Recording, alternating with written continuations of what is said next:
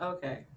So this is the first spoken word piece that I've ever felt the need to actually speak out loud. I don't typically read it to people. I typically just write it down and let people read it. You find your own tone.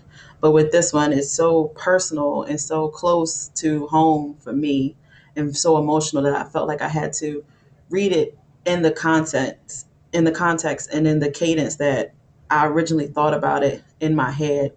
Um, Basically, what I did with this is I took two failed relationships, failed terribly, and I put it together. And what I'm about to read is what I got out of both relationships. It's really emotional for me, especially seeing as though both of these relationships were seemingly painful for me to go through at the end. Um, but basically, this is a story about how things evolve into stuff they shouldn't be, and how sometimes people tend to put more into a person than what that person deserves, and that person just takes it. And I hope you like it. If you don't, whatever, it's how I feel. But you took the time to read it, so thanks. Well, listen to it. All right, so it's called Sweet Bastard. I haven't memorized it completely yet, and I'm kind of reading it off the screen and reading it on my paper in front of me here. So, okay. If we were ever to have a child, I would have to name her Bastard. Born from her mother's love to her father, a disaster. A mother in love, waiting for his rapture, sitting around doing everything, waiting for her happily ever after, and it never comes. Soon after, all this time waiting, lusting, breathing, painting, and nothing. Adding hidden responsibilities and giving abilities to someone who's not being real with me, giving him the benefit of my own doubt, making sure he's happy when we step out. If we were ever to have a baby, I would have to name her Bastard. Born from her mother's love, her father never had it, never asked of her. Poor bastard.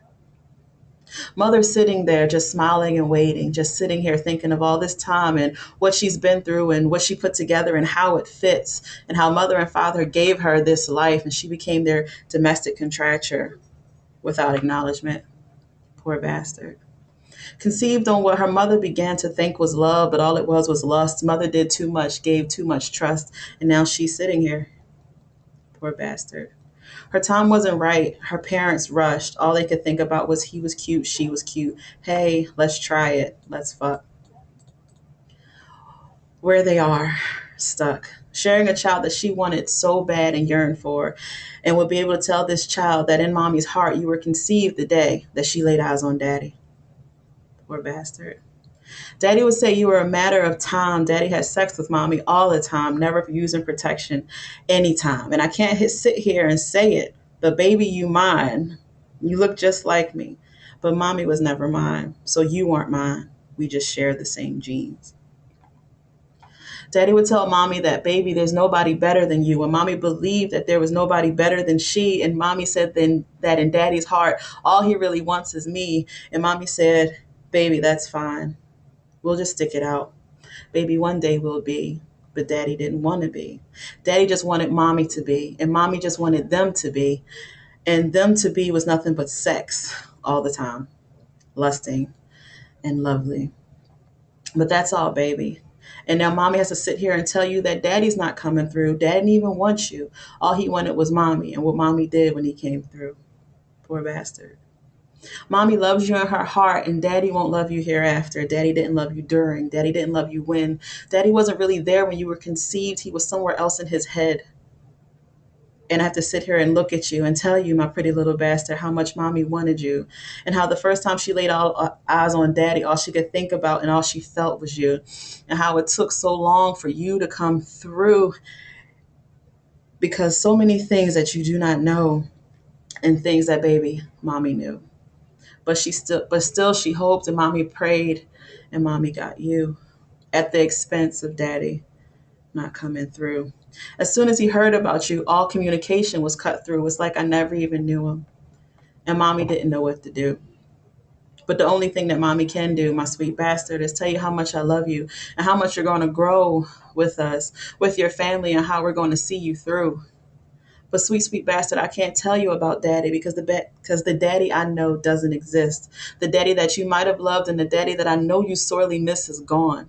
Haven't seen this man since the words pregnant came out my mouth. It's almost like the phone died and he buried it and this nigga went south, nowhere to be found, just lost. But just know this, sweet bastard. Just know this.